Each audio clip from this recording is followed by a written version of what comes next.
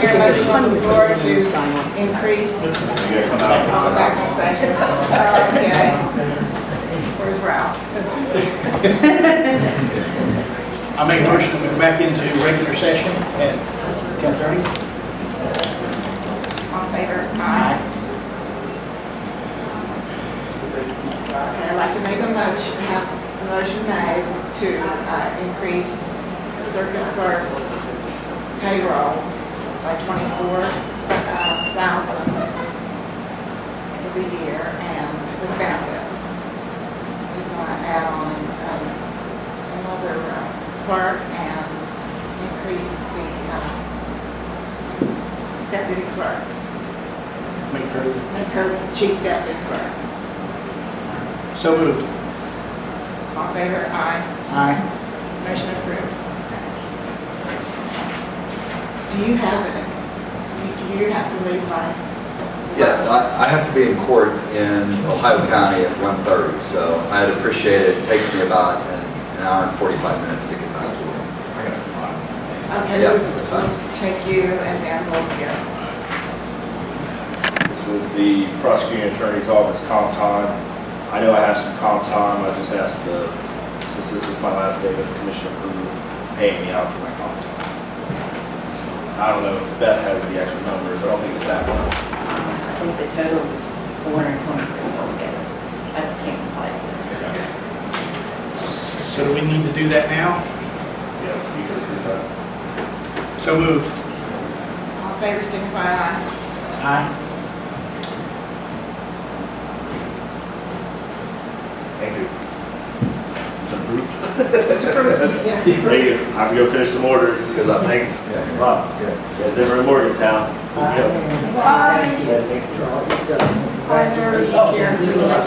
kind of like to I got people pour concrete at my house. My wife's in charge. It just take me a minute. Okay. I'll be quick. Okay.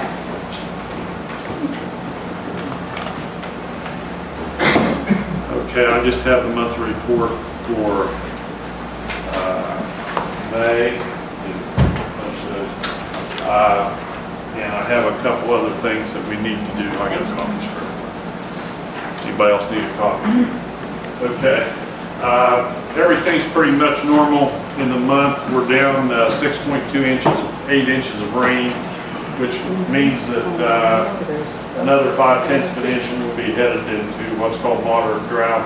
And at this time of year, that's a warning sign. We've had a couple problems through the month. May 31st, we had an oversized load coming down 50 with pile of trucks behind the trucks instead of the front of the trucks. Took the fiber optics lines out at Snowbird 50 there, which took all the cell phone and a lot of the internet and stuff down for the county, which was a major problem. I had several calls on that. We've had a couple of power outages. That's probably the highlight of the month. I have one request that I think is very important. The FRN several years ago was given $9,000 for a generator. They're moving from the present position in Smithburg to the Dodge County Board office above the food pantry over there. They contacted me and wanted to return that money for the generator project that is originally a part of the generator project. Since they're moving, they won't be able to do it. I talked to the Sheriff's Department, and they were the next people on the list that I had targeted under the emergency plan for a generator. So I'm requesting the county court send FRN money and send them a letter and request that money be transferred back over, and we apply it to a generator for the Sheriff's Department over here, so they have generator service. I think that the $9,000 is more than covered. I talked to Mr. Price, who's doing the rest of the generator. That's fine. That was fine with him. We've had meetings this month with two of the organizations already on the generator. I got meetings set up with the more of the organizations. I'm meeting with Humane Society tomorrow about them bringing them into the plan. And people, Red Cross has contacted me about training for the shelter. The gentleman who's supposed to be in charge of it has been, he's no longer with them. They turned it over to Charleston. Charleston was assigned as an instructor, and they're going to get back to us. So that's in the future. That's basically it. The only expenditures we had with some new partners. We need to make a motion for the generator money to be. I don't know how you want to handle that. They offered to send it back, but they need some paperwork to make a paper trail out of so they can count for the money. And I talked to Beth about it, and she said, I wonder what happened to that money. But anyway, Make a motion. I would make a motion to write a letter to request that they return the leases. They don't want to read it. they just didn't want to leave it because they're not going to be able to use it. Okay. So moved. All in favor, aye. Aye. Motion approved. Any question? Generator project's moving along. Mr. Franks had 23 generators to install before he got to Dodge County. So we're looking at maybe, I'm meeting with each one of the organizations to tell them what they're required to do as far as gas lines and orientation. And we're moving through each one of them that way. So hopefully they'll be ready by the time he gets here, and probably middle of July, late into August, we'll get them all done. Thank you. What's your total number of generators in the project? Project's 12. Okay. Thank you. Sorry. Thank you. Okay.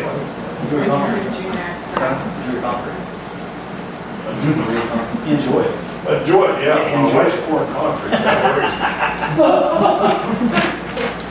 Yes, I would suggest and recommend to the county commission that there are several issues on the agenda that could be taken promptly now. One is to lift the moratorium on receipt and either grant or denial of floodplain permits, that is for construction within the floodplain, which was put into effect after Judge Sweeney's ruling that in part the old ordinance was unconstitutional.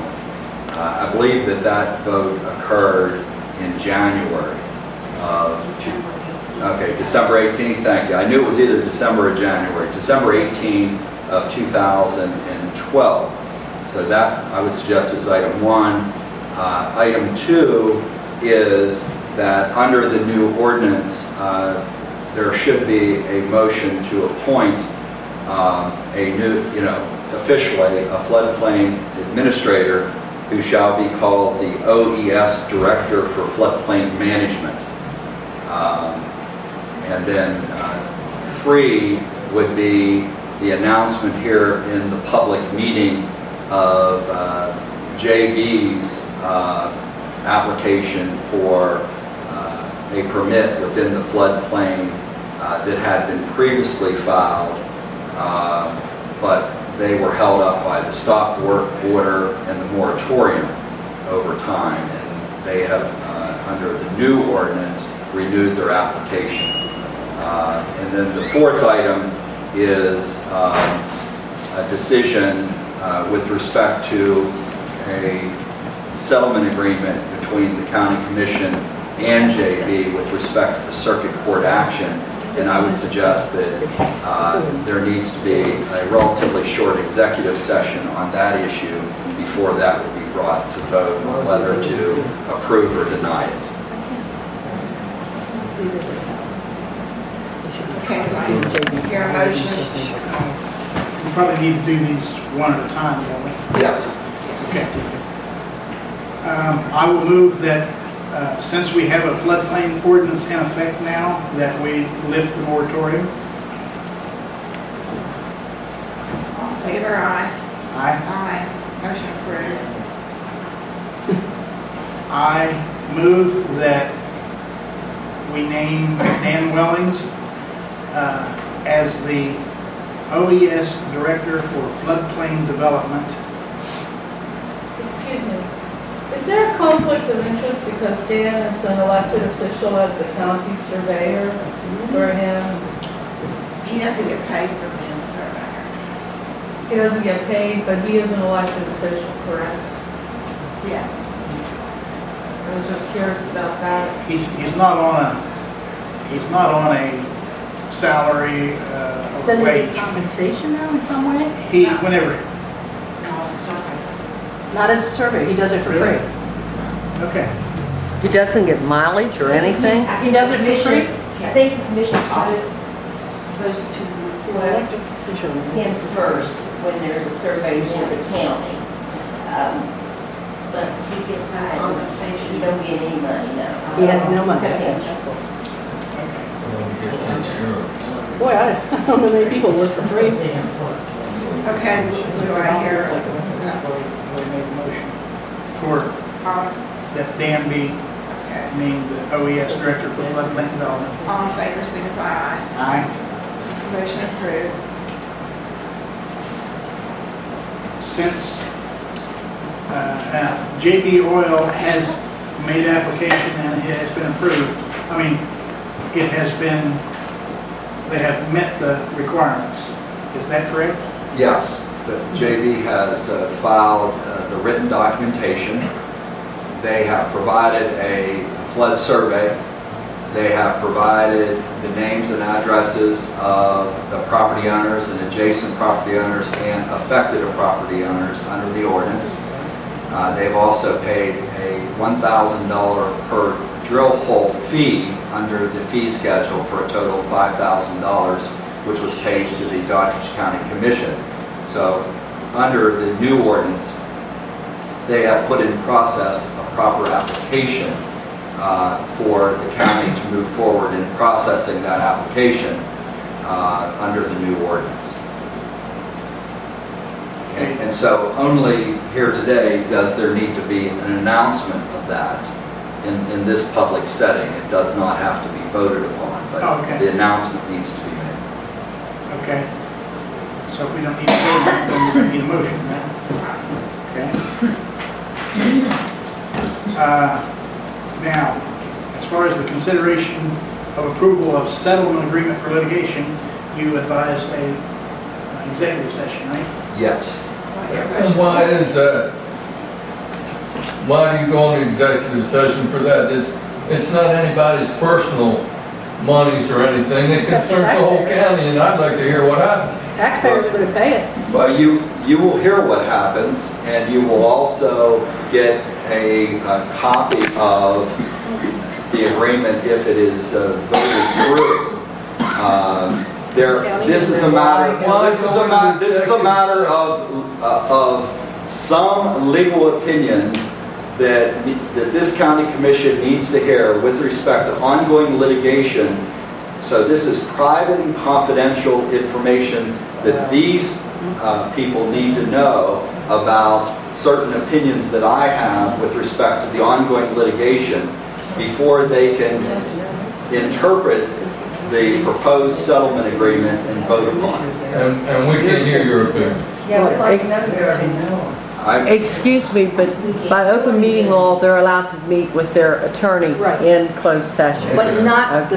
not announcing the settlements and stuff. Now, but I need to ask, this is what I want to ask. I understand that you went to court for a hearing last Thursday at Yes, 9 a.m. yes, yes. Were the county commissioners notified of this hearing? I'm trying, I don't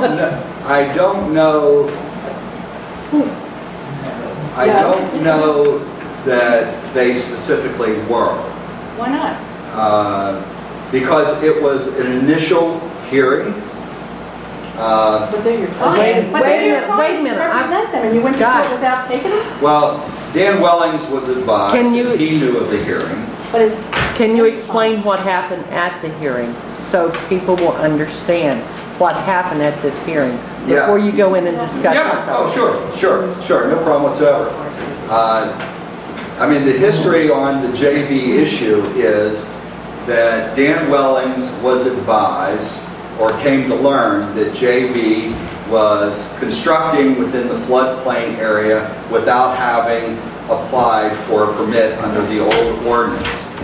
At that time, I advised Dan Wellings to issue a stop work order under the old ordinance, in part because Judge Sweeney had held in part it unconstitutional, but the part that the judge was most concerned about was the notice provisions under the old ordinance. So we believed, and we took the legal position, that we still had authority to manage the floodplain area under other sections of the old ordinance, because it did have a severability clause which basically said that if any part of the ordinance is held to be unconstitutional, it didn't invalidate the whole ordinance.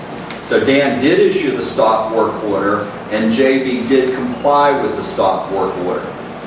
During the process of about a 5-month period of time where the county worked on, as you all know, because you all participated in that process, putting forward and enacting ultimately the new ordinance, JB not only commented from time to time on proposals for the new ordinance, but they also complied with our request to wait until the new ordinance was put into effect before they took any action.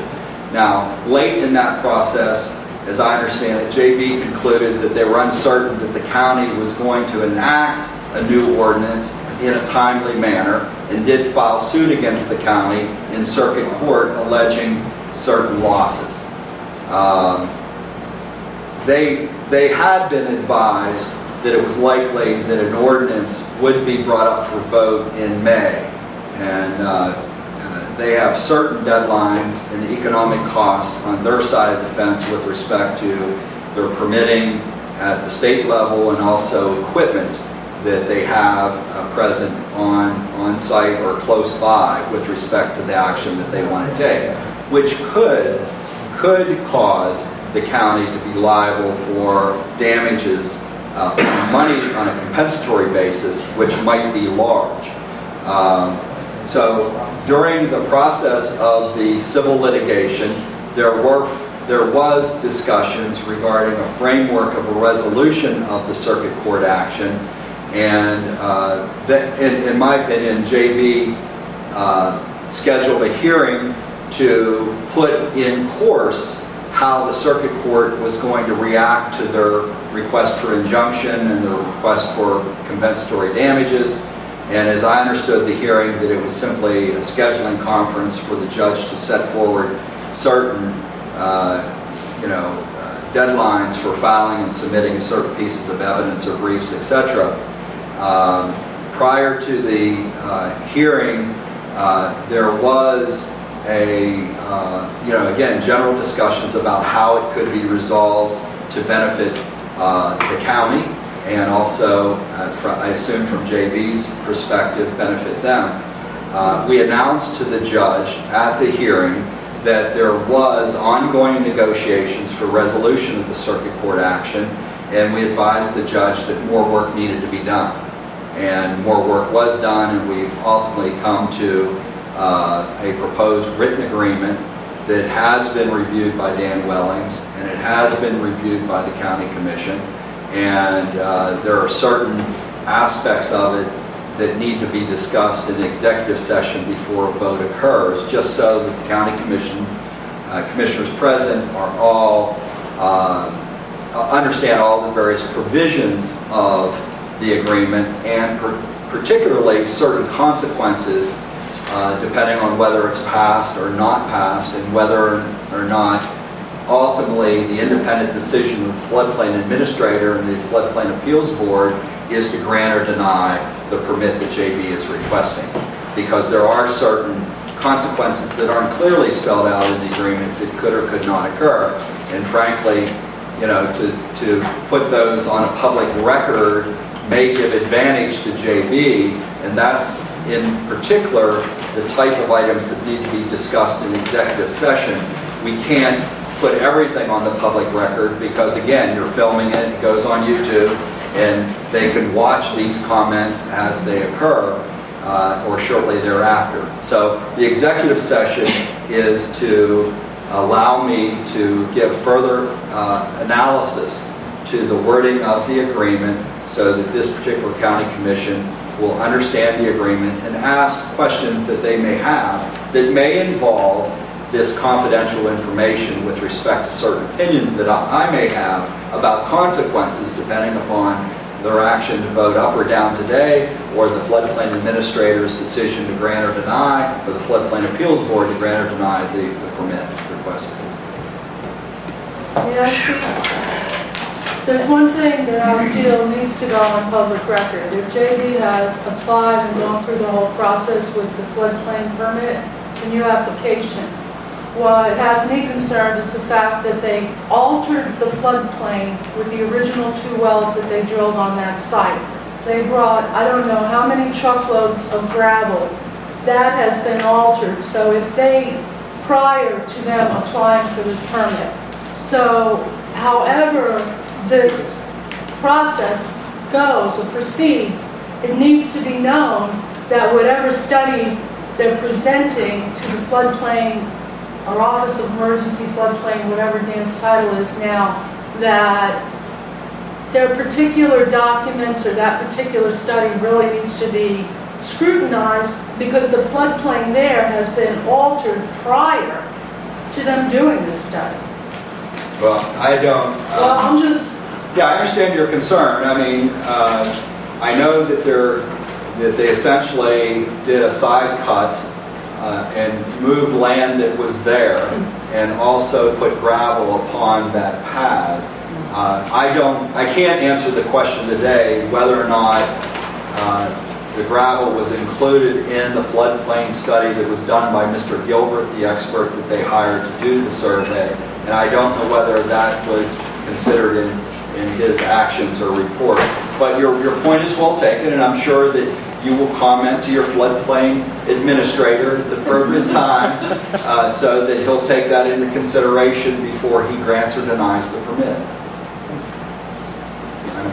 If you have a question. Yeah, I do. I know the 2 holes that they already drilled, they applied for those permits before the new state rules were put in, not the floodplain, but the state rules for how far from a creek you have to put your sludge pond and how far from people's water well. Well, they've just been approved for 3 more permits for that same property. So it's a total of 5. It's a total of 5. That's understood. After the new rules have been put in. So they should be under the new rules, which would disqualify. DEP. Call the DEP today. Make them known of that. If you believe they violated the rules, you need the DEP to take action. They said they don't have any control over. I don't have a legal And they say opinion. they have no oversight of floodplain. Actually, there are only 2 Well, I wells that were disagree. approved. The DEP, I got it in writing from Ron Picardo when they had to. they certainly do have control over what DEP has control over, whether it's in the floodplain or not. DEP has told me themselves that they do nothing to regulate floodplains. I've got it in writing. Well, that is true.